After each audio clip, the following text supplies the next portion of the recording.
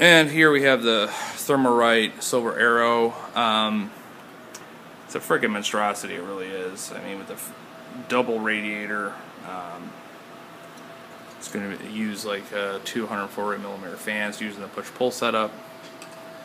It's not as tall as the True Spirit. At least I don't think so. It looks like it's a little shorter, but I mean, there's a whole big thing. People are like, oh, I should do water cool, this and that.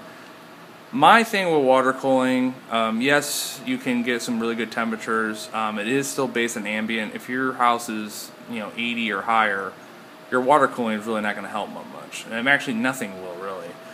It's really about the ambient and what you have in your house. But really, with a heat sink, you want to be able to dissipate the heat as quickly as possible. Like once the temperature starts dropping or anything, you want to be able to, that heat should not be built up in whatever your heatsink is. It should be able to be whisked away. And with water cooling, I mean, it's not like you just set up the water cooling and you're done.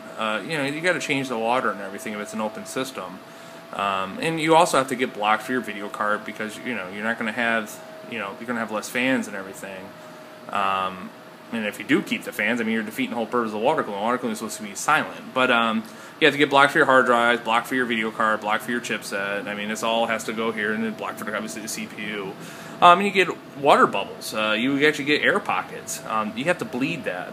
And you also have to make sure you constantly putting chemicals in, just like they have with water beds. You have to put some kind of chemicals so things don't grow inside your water cooling system. You got to monitor, make sure you have no leaks. I don't think the benefit of a water-cooled system is worth all that, to be honest with you. And you're not going to get much better cooling than you do with an air cooling. Just a solid radiator like we have right here. Temperatures, the temperatures aren't going to be that much better. And these air cools have gotten so good. I just don't think it's warranted. I really don't think it's worth the money. Because also a good water cooling system, you're looking at around $250, $300.